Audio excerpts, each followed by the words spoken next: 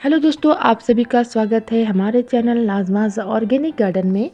आज की इस वीडियो में हम बात करने वाले हैं गुड़हल के पौधे में कौन से खाद डालें और इसकी केयर कैसे करें कि गर्मियों में हमें भरपूर फ्लावरिंग मिल सके। तो दोस्तों, आज है फरवरी की 16 तारीख और ये टाइम है गुड़हल के पौधे पर कुछ ज़रूरी काम करने का। गुड़हल का पौधा एक ऐसा पौधा होता है जो पूरे साल फूल देता है, लेकिन सर्दियों में दिसंबर और जनवरी थोड़ा डोरमेंसी स्टेज रहता है इनका और इसमें फ्लावरिंग कम होती है। लेकिन फरवरी आते ही आपको इस गुड़हल के प्लांट पर कुछ बहुत ज़रूरी काम करने हैं, जैसे कि इसकी रूट प्रूनिंग, रिपॉटिंग या फिर इसमें खाद डालना। सबसे अच्छा टाइम है क्योंकि मार्च अप्रैल में गुड़हल में बहुत ही अच्छी फ्लावरिंग देखने को मिलेगी आप लोगों को। खासकर देसी गुड़हल में गर्मी में बहुत अच्छी फ्लावरिंग होती है। लेकिन रूट प्रूनिंग, रिपॉटिंग या खाद डालना आप अपने प्लांट की कंडीशन के हिसाब से कर सकते हैं। ये आपको देखना है कि जिस प्लांट में रूट इतनी फैल गई है कि बाहर से दिखाई दे रही है, और बहुत सारे ऐसे साइन हैं जो प्लांट खुद ही दे देता है। जैसे कि अगर हम किसी प्लांट में खाद पानी देते हैं और उसमें ग्रोथ नहीं हो रही है, न्यू सूट्स नहीं आ रहे हैं, नए नए फूल और कलियाँ नहीं बन रही हैं, तो आप समझ जाइए कि आपके प्लांट में रूट बाउंड हो चुका है, यानी कि आपका गमला पूरा रूट से भर चुका है। तो इसे रिपोर्ट करना बहुत ज़रूरी होता है। तो दोस्तों, जिस भी प्लांट में रूट बाउंडिंग हो गई है तो आप इस समय रूट प्रूनिंग और रिपोर्टिंग ज़रूर कर लें, इसका रूट ट्रीटमेंट भी ज़रूर कर लें। बहुत अच्छा समय होता है फरवरी का। फ्रेंड्स, गुड़हल की मेरे गार्डन में 6 से 7 वैरायटी है, जिसमें आज मिर्ची गुड़हल की रिपोर्टिंग मैं करने जा रही हूँ, जो कि 12 इंच के गमले में लगा है और इसको मैं 15 इंच के इस टब में रिपोर्ट करने जा रही हूँ। तो रिपोर्ट करने से पहले मैं इसमें ठीकरी डाल रही हूँ और एक ऐसी मिट्टी तैयार करूँगी जो बहुत ही हल्की होगी और इसके नीचे किचन वेस्ट भी हमारा तैयार होता रहेगा। तो सबसे पहले हमें गार्डन वेस्ट को इसके नीचे डाल लेना है ठीकरी डालने के बाद। और जो भी घर के किचन से निकलने वाले कचरे होते हैं, जैसे कि मटर के छिलके, सब्जी और फलों के छिलके, उसको भी आप इसमें डाल सकते हैं। क्योंकि टब हमारा बहुत बड़ा है तो इसमें किचन वेस्ट कंपोस्ट बहुत ही आसानी से बन जाएंगे। नीचे से हमारा वेस्ट कंपोस्ट भी बनता रहेगा और साथ ही साथ हमारे जो प्लांट है उसकी ग्रोथ भी बहुत अच्छे से होती रहेगी। क्योंकि मैं जो भी प्लांट लगाती हूँ वो इसी तरह से लगाती हूँ। तो देखिए, ये मैंने जितने भी किचन से निकलने वाले फलों और सब्जियों के छिलकों के साथ इन कार्डबोर्ड एग ट्रेज को भी छोटे छोटे टुकड़ों में काट कर डाला है, जो कार्बन का बहुत ही अच्छा सोर्स होता है। ग्रीन्स के साथ साथ ब्राउन वेस्ट को भी डालना ज़रूरी होता है गमलों में, ताकि वो जल्दी ही डिकम्पोज हो। और नीचे में मैंने किचन वेस्ट डाला है और साथ ही साथ कुछ ब्राउन वेस्ट भी डाल रही हूँ। जो गार्डन की सूखी पत्तियाँ हैं और गार्डन वेस्ट है उनको भी डाल रही हूँ। और साथ ही डाल रही हूँ मटर के कुछ छिलके, जो कि नाइट्रोजन से भरपूर होते हैं। नाइट्रोजन का बहुत ही अच्छा सोर्स होते हैं मटर के छिलके। और इन सब को डालने के बाद हमारा एक बड़ा टब भी फिल हो जाता है और मिट्टी जो तैयार होगी वो बहुत हल्की होगी, न्यूट्रिशन रिच मिट्टी बनेगी। भी आप फलों और सब्जियों के छिलके को इसमें डालें तो छोटे छोटे टुकड़ों में कट कर लें, इससे जल्दी ही डिकम्पोजिशन होता है। और इसके साथ साथ आप अलग अलग तरह की सब्जियों के छिलके को डालेंगे, अलग अलग तरह के फलों के छिलकों को डालेंगे तो बहुत ही ज़्यादा न्यूट्रिशन प्रोवाइड करता है हमारे पौधों को और बहुत ही रिच मिट्टी तैयार होती है।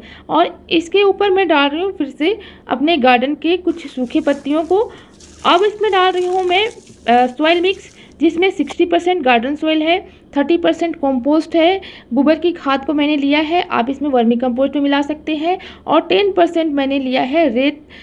इन सबको मिलाकर एक अच्छा सा सॉइल मिक्स तैयार कर लिया है और इस तरह से गमले में हमने फिल कर लिया है। गमला हमारा पूरा 80% तक फिल हो चुका है। अब हम अपने प्लांट को निकाल लेंगे, जो कि मेरा 12 इंच के पॉट में लगा हुआ था और रूट बाउंड हो चुका है। गुड़हल के पौधे को हम जितना बड़ा गमला देते हैं वो उतनी ही अच्छी से ग्रोथ करता है और अच्छी ज़्यादा फूल और कलियाँ प्रोड्यूस करता है। तो फ्रेंड्स, साइड साइड से गुड़हल के इस गमले की मिट्टी को हमने हटा ली है गुड़ाई करने के बाद, और थोड़ी थोड़ी मेहनत करने के बाद इसको हमने गमले से फाइनली खींचकर बाहर निकाल लिया है। और अभी आप देख सकते हैं कि इसमें किस तरह से रूट बाउंड हो चुके हैं। इनकी जड़ें एकदम से बाउंड है, यानी कि उलझी हुई हैं, एक दूसरे में बिल्कुल मिल गई हैं जड़ें, और कहीं भी इसमें जगह नहीं बची थी ग्रोथ करने के लिए और आगे जड़ों को फैलने के लिए। तो इसे हमें निकालना बहुत ज़रूरी था और इसे हम कहते हैं रूट बाउंड होना। रूट बाउंडिंग का साइन प्लांट ऊपर से ही देने लगता है। जब इनकी पत्तियाँ छोटे छोटे होने लगते हैं और जड़ें बहुत ज़्यादा फैल जाती हैं, तो हमें समझ जाना चाहिए रूट बाउंड हो चुका है। और अभी रूट बॉल को हम आधा हिस्सा काट कर निकाल दे रहे हैं और ऊपर से हम 40% रहने देंगे, बाकी का जो भी है हम इसे कट करके निकाल लेंगे और मिट्टी को भी निकाल लेते हैं। क्योंकि जितनी भी ज़्यादा जड़ें नई नई हमारे प्लांट में आएंगी उतनी ही अच्छी ग्रोथ प्लांट की होगी और फ्लावरिंग भी उतने अच्छे से करेगा। फरवरी मंथ में अगर हम ये काम अपने प्लांट पे कर लेते हैं, जिन भी प्लांट में हमारा रूट बाउंड हो चुका है, तो हमारे प्लांट में बहुत अच्छी ग्रोथ होगी और जड़ें हैं वो बहुत अच्छे से फैलेंगी। और इस तरह से मैंने जड़ों को काट कर निकाल लिया है और अब इसे बिल्कुल सेंटर में रखेंगे और साइड साइड से इसमें मिट्टी फिल कर लेंगे। प्लांट हमारा गमले के बिल्कुल बीचों बीच होना चाहिए और इस तरह से हम प्लांट को बैठा कर देख लेंगे और उसके बाद मिट्टी फिल करने के बाद तुरंत ही इसमें वाटरिंग करेंगे और इस प्लांट को 2 से 3 दिन तक अभी हम छाया वाली जगह में रखेंगे, ताकि हमारा जो प्लांट है वो स्ट्रेस में ना जाए। और अगर आप चाहते हैं कि आपका जो प्लांट है उसमें किसी तरह का फंगस अटैक ना हो, तो आप इसमें फंगिसाइड पाउडर भी मिलाकर डाल सकते हैं। विस्कस प्लांट हमारा सन लविंग प्लांट है और इसे 7 से 8 घंटे की धूप मिलनी बहुत ज़रूरी है। तो ऐसी जगह पे इसे लगाकर प्रेस करें जहाँ पे इसे दिन की 7 से 8 घंटे की धूप अच्छे से मिलते रहे, तभी हमारा प्लांट अच्छे से फूले फलेगा और इसकी ग्रोथ भी अच्छी होगी और किसी भी तरह का कीड़ा या फंगस इस प्लांट में नहीं लगेगा। नेक्स्ट अगर बात करें इसके वाटर रिक्वायरमेंट की, तो इस प्लांट को तभी हम पानी दें जब गमले की मिट्टी सूखी दिखे, और जब भी पानी दें तो इस तरह से पानी दें कि गमले के ड्रेनेज होल से पानी नीचे तक आ जाए, मतलब कि अच्छे से इसमें वाटरिंग करनी है और प्लांट में पानी सूखने पर ही पानी देना है, ओवर वाटरिंग भी नहीं करना है।